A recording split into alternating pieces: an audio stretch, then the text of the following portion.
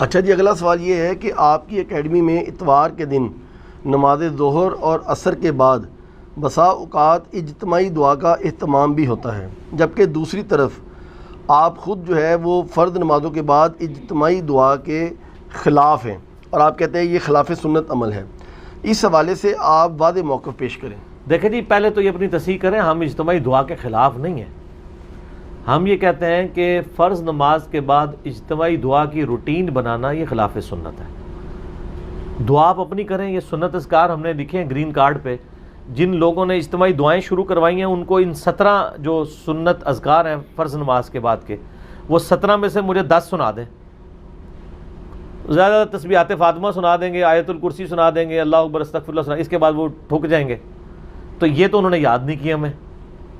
اور ابن سنان تابعی کا قول ہے کہ جب بھی کسی قوم میں بدعت داخل ہوتی ہے سنت اٹھا لی جاتی ہے۔ اب سنت ان سے اٹھ چکی ہے، اجتماعی دعا پہ لگایا، اور وہ بھی کیا ہے، وہ امام کر رہا ہوتا ہے، پچھلے والوں کو پتہ بھی نہیں ہوتا، وہ بھی آمین آمین کر رہے ہوتے ہیں۔ بعض کا تو امام بھی دعا کرتے ہوئے گھڑی بھی دیکھ رہا ہوتا ہے، اللہ انت السلام کے سلام تبارک یا ذا الجلال والاکرام۔ نہ مانگنے والے کو پتہ ہے۔ سنت اذکار آپ کریں۔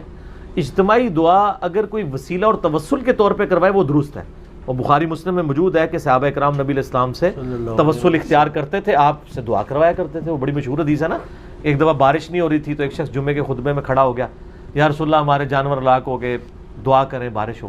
نبی علیہ السلام نے ہاتھ بلند کیے تو صحابہ کرام کہتے ہیں ہم جب گئے تھے تو سورج نکلا ہوا تھا، واپس آئے تو تیز بارش تھی، حتیٰ کہ پورا ہفتہ بارش ہوتی رہی۔ سر نبی کی دعا سے تھی صلی اللہ علیہ وسلم۔ اور اگلے جمعے وہی بندہ دوبارہ کھڑا ہو گیا، یا رسول اللہ دعا کریں بارش بند ہو، ہمارے تو گھر ٹپک رہے ہیں، اور آپ یہ دعا کریں کہ یہ بارش ہمارے مکانوں کی بجائے زمینوں پہ ہو۔ یعنی پرانے زمانوں میں بھی ایک جگہ مکان تھے، زمینیں باہر ہوتی تھی، جس طرح آج بھی آپ گاؤں ایریا میں چلے جائیں۔ تو بخاری کے الفاظ ہیں، نبی علیہ السلام نے دعا کی، پھر آپ نے اپنی مبارک انگلی سے یوں اشارہ کیا بادلوں کو، تو بادل پھٹنے شروع ہو گئے، گرد و نواح بارش ہو رہی تھی، اور مدینہ شریف کے یعنی گھروں کے اوپر بارش ہوئی۔ سبحان اللہ۔ تو یہ وسیلہ اور توسل آپ اختیار کر سکتے ہیں۔ صحیح بخاری میں حدیث ہے کہ انس بن مالک کہتے ہیں کہ جب حضرت عمر کے دور میں قحط پڑ جاتا تو حضرت عمر رضی اللہ تعالیٰ عنہ عباس ابن عبد المطلب کو لے کر اللہ کی بارگاہ میں پیش ہوتے نماز استسقاء کے لیے، اور پھر اس کے بعد کہتے ہیں انا کننا نتوسل الیک بنبینا صلی اللہ علیہ وآلہ وسلم، اے اللہ پہلے ہم تیرے نبی کو توسل کے لیے لے کے آتے تھے، ان کی دعا کی برکت سے بارش نازل ہوتی تھی، اب ہم تیرے نبی کے چچا کو لے کے ہیں تو وہ دعا کرواتے ہیں۔ انس بن مالک کہتے ہیں ان کی دعا کی برکت سے بارش ہو جاتی۔ تو یہ وسیلہ اور توسل ہے، کسی شخص سے دعا کروانا جو سامنے موجود ہے۔ تو اس کے طور پہ یہاں اکیڈمی میں دعا ہوتی ہے جب کبھی بھی ہو۔ یعنی ہمارے ملک صاحب کی والدہ فوت ہوئی تھی 3-4 دن پہلے، تو اس لیے آج ہم نے وہ اجتماعی دعا صرف ان کے لیے نہیں کروائی ہے، بلکہ تمام مسلمین اور مومنین مومنات جو فوت ہو چکے ہیں ان کے لیے دعائیں مغفرت کی ہے۔ تو باقی یوٹیوب پہ میرا کلپ ہے نماز کے بعد اجتماعی دعا والا مسئلہ اور جنازے کے بعد اجتماعی دعا والا مسئلہ، یہ ثابت کوئی نہیں ہے، خام خواہ اس کو ایک روٹین بنایا ہوا ہے، اور پھر جو کہتا ہے کہ آپ سنت پہ عمل کریں اس کو کہتے ہیں یہ دعا کے منکر ہیں۔ تو اس کے لیے ہمارے پاس فقی موجود ہے۔ دیوبندیوں سے اگر آپ بات کریں گے تو ان سے صرف یہ پوچھئے کہ آپ جنازے کی نماز کے بعد دعا کیوں نہیں کرواتے، وہ کہتے ہیں ثابت نہیں ہے۔ اچھا، ان کو کہ فرض کے بعد ثابت ہے، وہ کہیں گے یہ بھی ثابت نہیں ہے، لیکن علماء نے کہا کہیں دعا اٹھ نہ جائے امت سے۔ تو آپ کے علماء نے یہ بدعت جاری کی ہے، تو ادھر بریلویوں کے علماء نے جنازے کے بعد جاری کر دی ہے، اور پھر وہاں کہتے ہیں جنازہ تو خود ہی دعا ہے، تو نماز کے اندر دعا نہیں ہے درود شریف کے بعد۔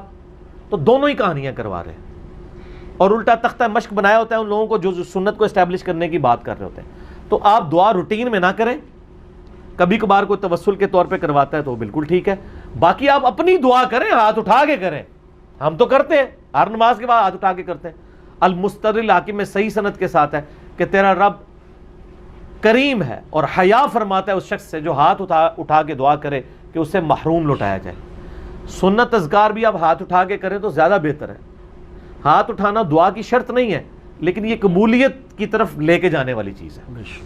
ہم ٹوائلٹ میں جاتے وقت ہاتھ اٹھا کے دعا تو نہیں کرتے، بغیر ہاتھ اٹھائے کرتے ہیں۔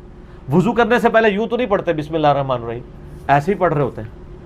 کھانا کھانے سے پہلے یوں دعا نہیں کر رہے ہوتے، نوالا توڑتے ہوئے بسم اللہ پڑھ رہے ہوتے ہیں۔ ہاتھ اٹھانا شرط نہیں ہے دعا کی، لیکن افضلیت ہے۔ تو اب نماز کے بعد اب جب بیٹھے ہوئے ہیں تو بہتر یہی ہے کہ چند ایک دعائیں تو ہاتھ اٹھا کے کریں, اللہ کے سامنے فقیر کے طور پہ پیش ہوں, اس کے بعد دعا کے بعد چہرے پہ ہاتھ پھیرنا بھی سنت ہے.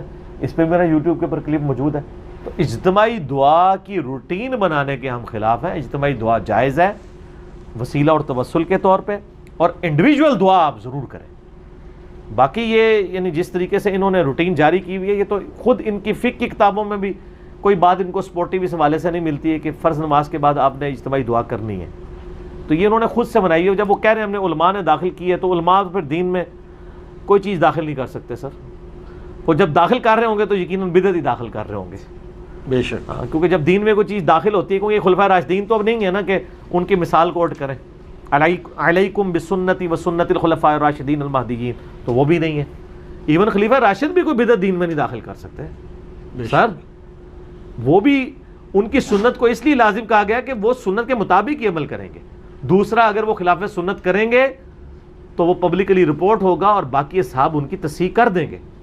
جیسے حضرت عمر نے حج تمتع پہ پابندی لگائی ہے, صحیح مسلم میں موجود ہے, تو باقی اصحاب نے ان کی مخالفت کر دی ہے. ان کا یہ فیصلہ جو ہے ریورٹ ہو گیا. آج امت حج تمتع ہی کرتی ہے.